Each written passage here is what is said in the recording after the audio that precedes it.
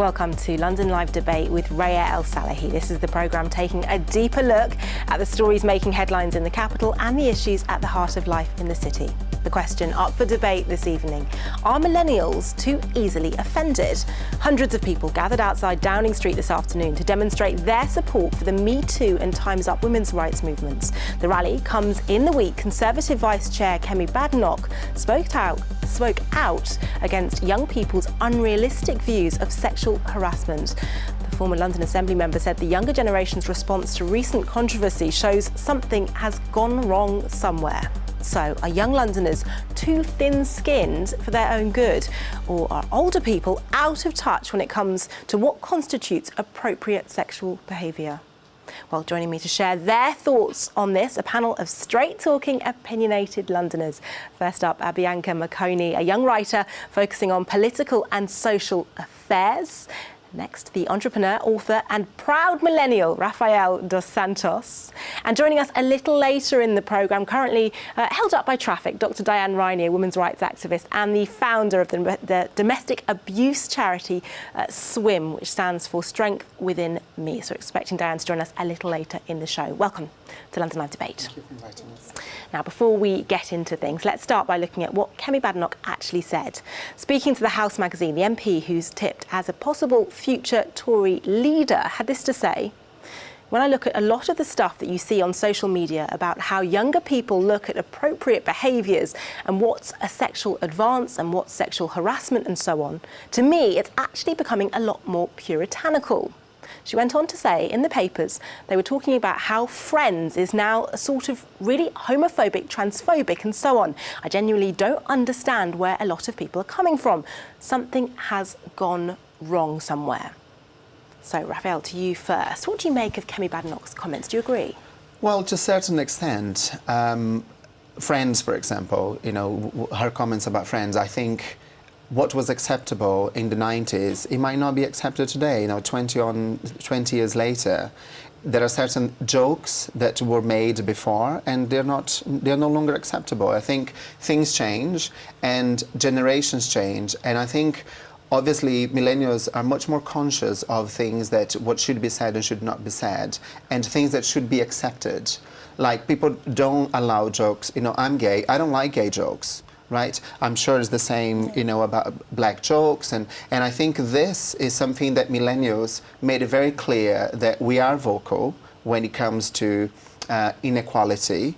And I agree with her comments in Friends. There are lots of jokes that are made there that are unacceptable. I think it's a little bit extreme to say that, it's puritanical and it's too black and white. And,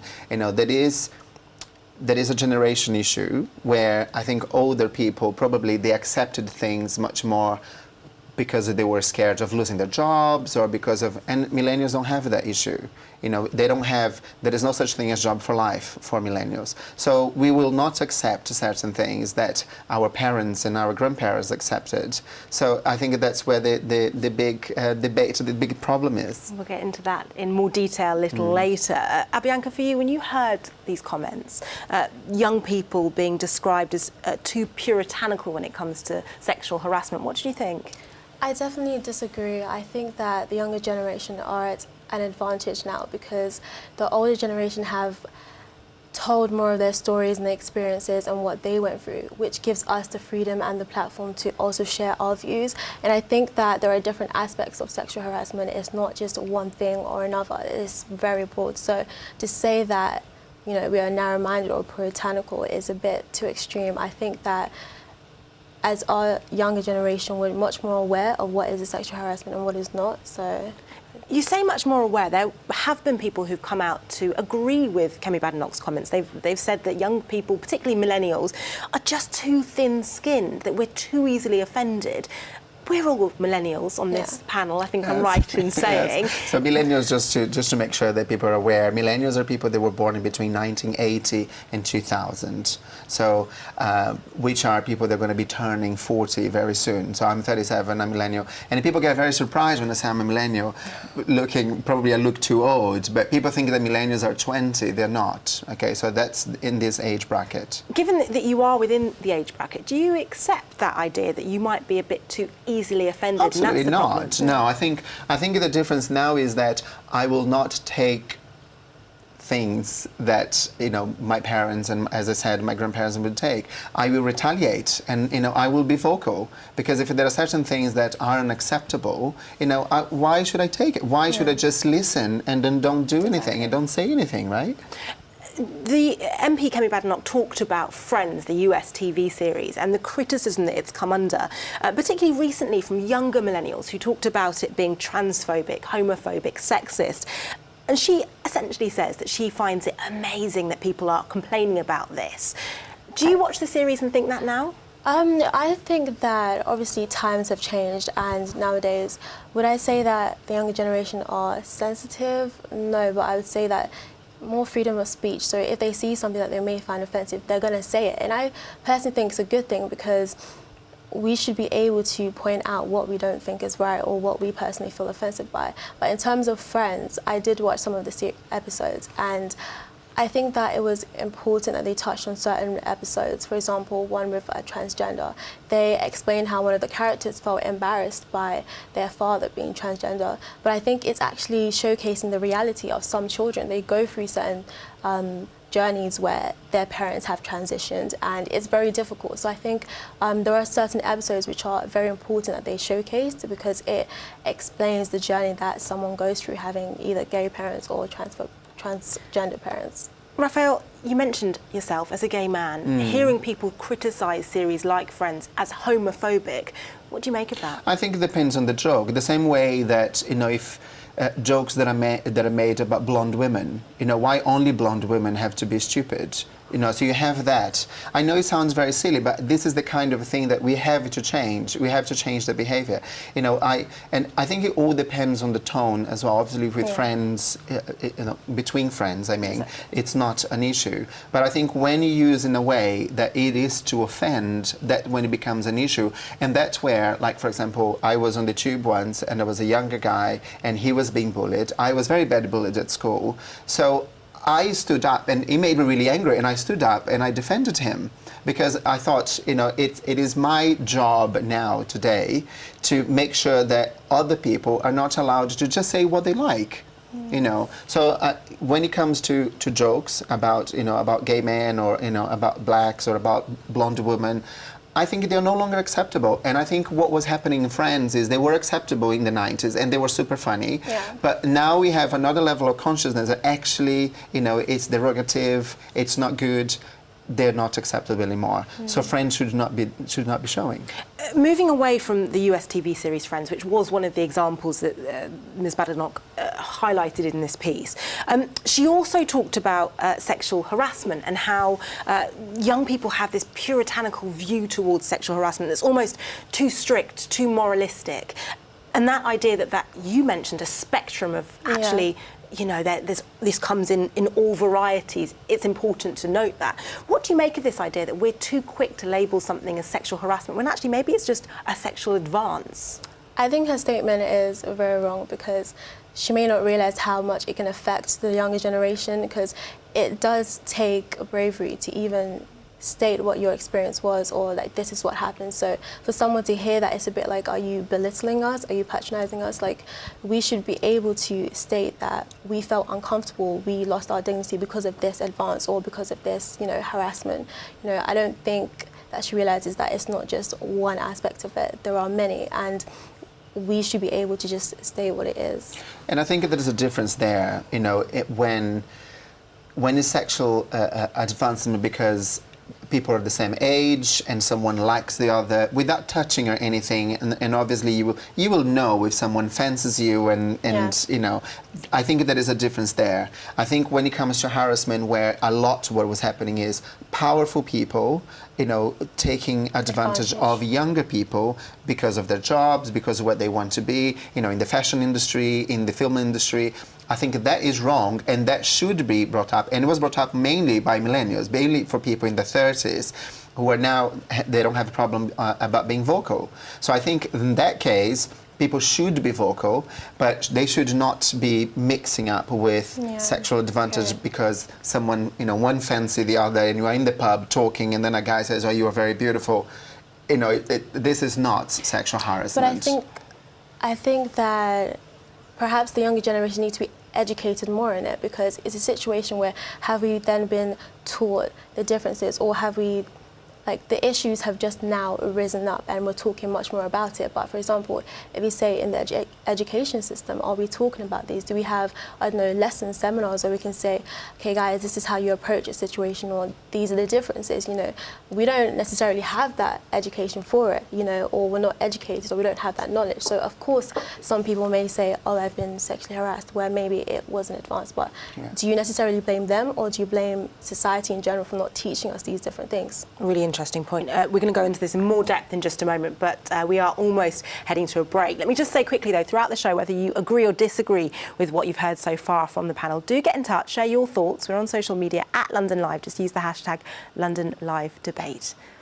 OK, we're heading for a short break now, but still to come. What time is it? What time is it? Do the hundreds of activists who marched through the capital against sexual harassment and gender inequality today have an unrealistic expectation of life in the real world? The discussion continues after this short break.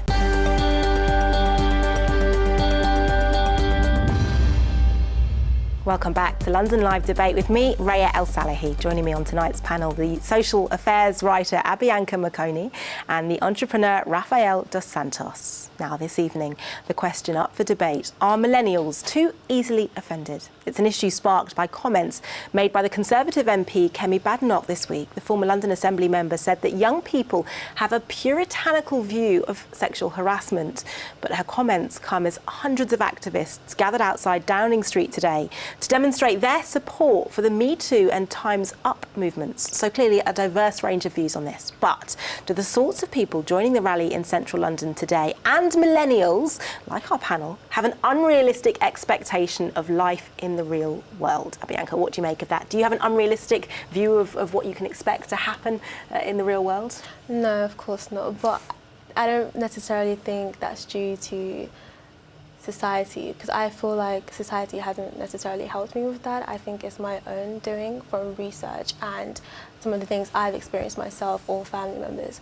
I feel as if those that don't have a realistic view of the real world haven't been educated on it, and this can go from maybe within their families that haven't been able to mentor them or teach them more about the real world, and back to the education system. I always say, we spend most of our lives going through education from primary school all the way to uni, and of course we're taught the simple stuff like math, science, etc. But do we have those lessons that teach us about societal issues or more about what's going on in the real world? No, we don't. And I think that's a big problem that we kind of need to delve into. And is there a sense, Rafael, as a result of that millennials have kind of created a world that they would like to see, and they're telling everyone this is the world as it should be rather than the world as it is? Well, I think the world, it is as it is, depending on, is this your one world, right? And I think what is happening is a shift, in society. We had the baby boomers and, all the issues that came after the Second World War, and they had to rebuild, and then they had to...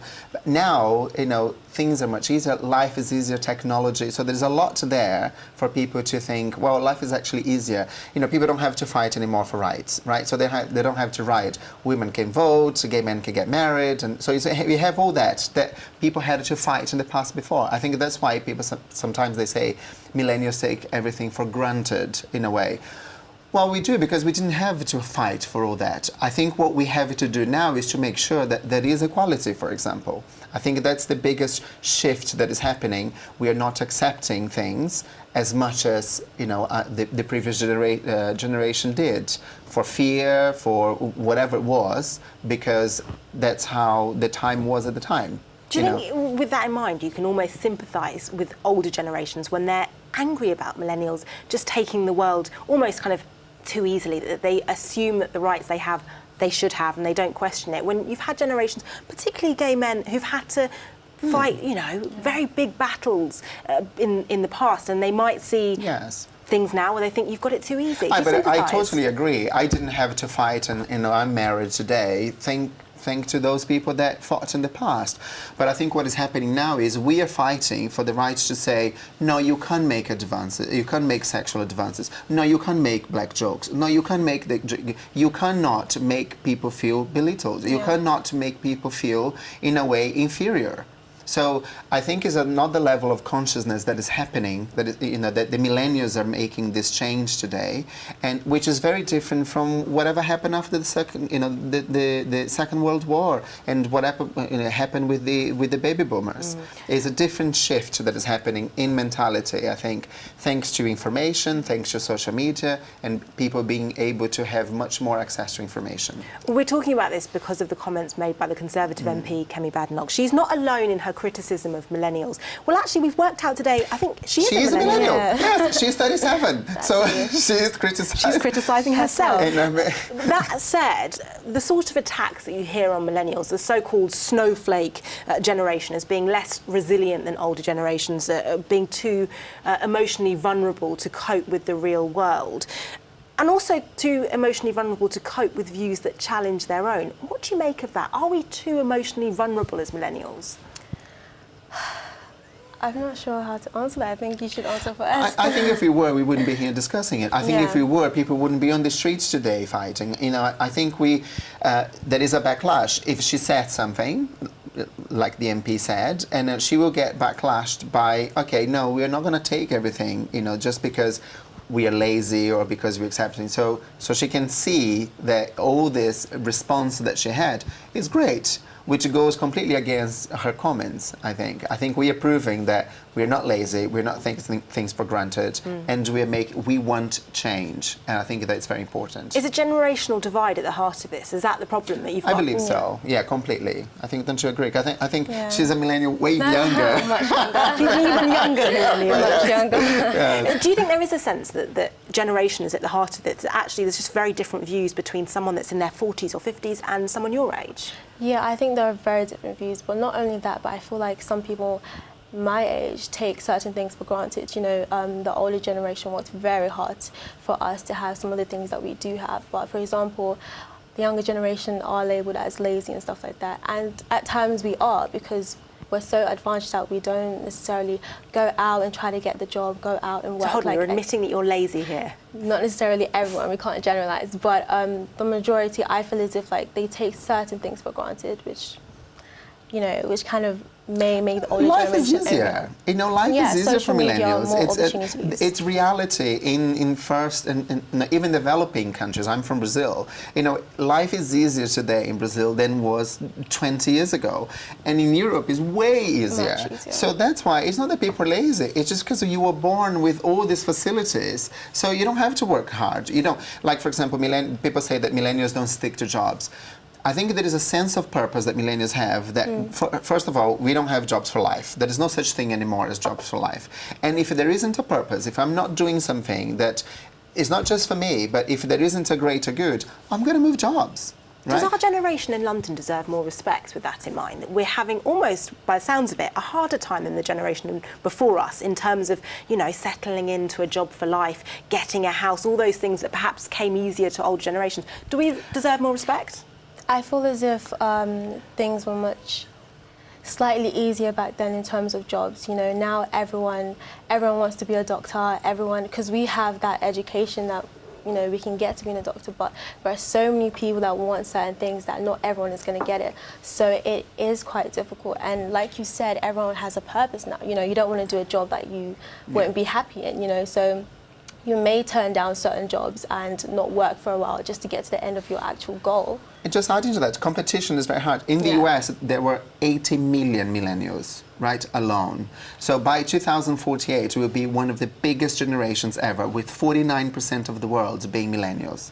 So, all these people then are going to start having babies and it's going to change. I think what we are doing now as millennials, we are creating a shift for the next generation, where the next generation, there won't be sexual issues, there won't be black and white issues, there won't be the blonde, Bambi lady, jokes like that, because it's no longer acceptable. And what will be acceptable, you will have a transgender friend and you're not going to say, this is my transgender friend. This is a friend. It's no longer, gender is not going to be, but the shift is happening now. So that's why this whole thing about transgender is happening like it happened 10 years ago with the gay world, right? So I think the shifts needs to happen for the world to be better. I mean, with the greatest respect, without wanting to, kill off huge swathes of the population, is there a sense that the only way things are going to change is for that older generation, I'm sorry to say, but to die out? Is there a sense that we're not going to change the views of people who are a lot older?